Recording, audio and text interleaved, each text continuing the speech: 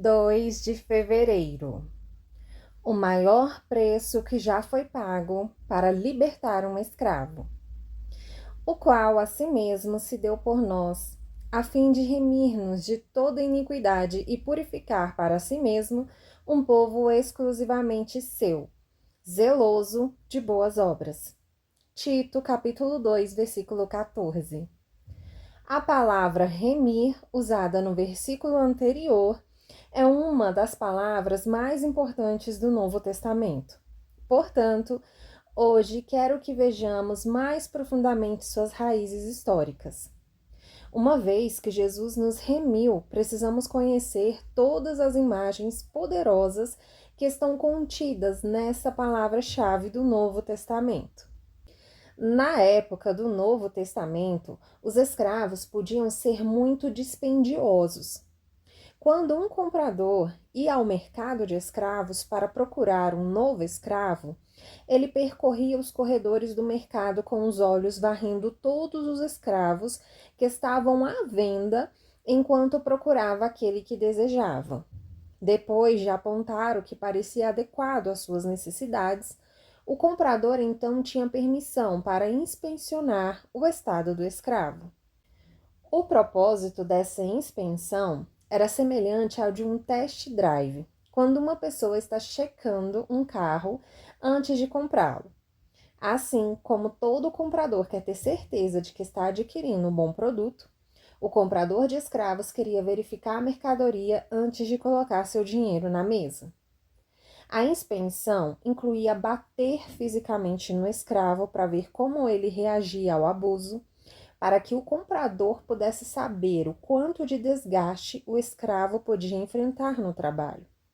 O comprador também tinha permissão para abrir a boca do escravo e olhar seus dentes, para ver se eles estavam podres ou em bom estado. Enquanto tentava descobrir o estado de saúde do escravo antes de fazer uma oferta para comprá-lo. Se o comprador decidisse ir em frente com a compra após a inspeção estar concluída, então era a hora da próxima fase do processo, aquele momento em que o escravo era colocado em leilão. Quando o leiloeiro sabia que um comprador realmente estava interessado em determinado escravo, ele interpretava isso como um sinal para elevar ao máximo o preço daquele escravo.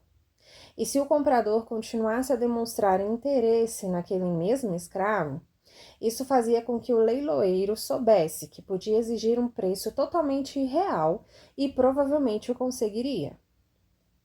Todas essas imagens estão contidas na palavra redenção, que vem da palavra grega lutro. Essa é a palavra usada em Tito, capítulo 2, versículo 14, em que Paulo diz: a fim de remir-nos de toda iniquidade. Essa palavra grega retrata uma pessoa que pagou um altíssimo preço para obter o escravo de sua escolha. Depois que o preço era oferecido e aceito, esse escravo se tornava sua propriedade pessoal.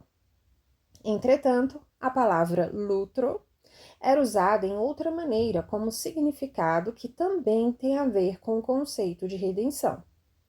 Às vezes, uma pessoa cuidadosa e compassiva ia ao mercado de escravos com o único propósito de comprar escravos para tirá-los da escravidão e libertá-los. Nesse caso, o pagamento oferecido era visto como um resgate, pago para obter a libertação dos escravos. Pelo fato de Paulo usar a palavra lutro para denotar a obra redentora de Jesus Cristo em nosso favor, isso nos diz várias coisas importantes. Primeiro, Jesus veio ao mundo, ao mercado de escravos de Satanás, porque ele estava procurando por nós. Segundo, Jesus sabia que ele nos queria e não ficaria satisfeito até que a compra estivesse concluída. Terceiro, Jesus estava disposto a pagar qualquer preço exigido para nos comprar do mercado de escravos. Quarto, Jesus nos comprou com o próprio sangue para que pudéssemos nos tornar sua propriedade pessoal. Quinto, Jesus pagou o preço com o seu sangue, nos comprou para si e nos deu sua liberdade, que só pode ser conhecida por causa da sua obra em nossa vida. A nossa libertação do poder de Satanás foi extremamente cara. O preço que Jesus pagou por nós foi o mais alto preço já pago por um escravo. Qual foi o resgate que Jesus pagou ao fim de obter essa libertação da posse de Satanás? O próprio sangue. Isso significa que a palavra lutro, em Tito, capítulo 2, versículo 14, transmite a seguinte ideia: que se entregou por nós, para que ele pudesse nos comprar no mercado de escravos, para nos tornarmos sua propriedade pessoal. Sim, ele se dispôs a pagar o preço do resgate para nos ver libertos e livres. Foi o derramamento do próprio sangue de Jesus que garantiu nossa libertação e nossa liberdade duradoura dos poderes demoníacos que anteriormente haviam nos mantido cativos. A palavra lutro significa de forma inequívoca que Jesus pagou o resgate, que libertou você e eu. Ele nos comprou com o próprio sangue. Como Hebreus, capítulo 9, versículo 12 diz: não por meio de sangue de bodes e de bezerros, mas pelo seu próprio sangue, entrou no Santo dos Santos uma vez por todas, tendo obtido a eterna redenção. Jesus se entregou como resgate para libertá-lo do pecado. Alguém tinha de entrar no mercado de escravos de Satanás. Então, Jesus escolheu ir. Alguém tinha de oferecer um preço. Então, Jesus se ofereceu para pagar o preço pela nossa liberdade, com o próprio sangue. Alguém tinha de finalizar o acordo. Então, Jesus voluntariamente pagou o preço com a própria vida na cruz. Minha oração para hoje. Senhor, quero agradecer a Ti por me amar tanto a ponto de dar Teu precioso sangue na cruz por mim.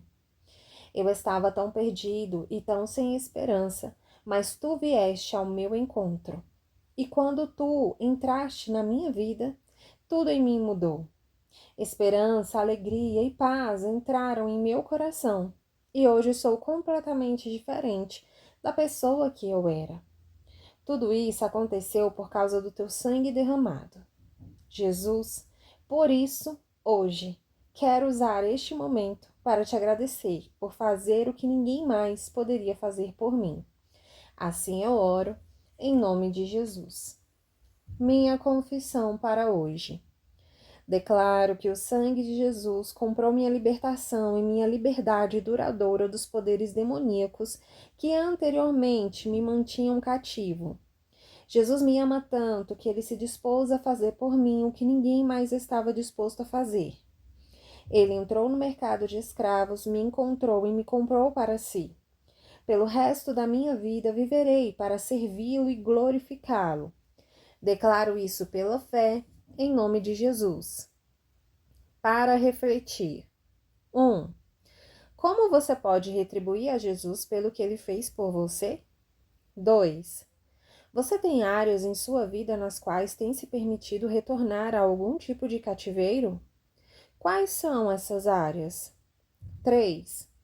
Quanto tempo faz desde que você parou para realmente meditar no preço que Jesus pagou para que você pudesse ser liberto do cativo de Satanás e do poder do pecado?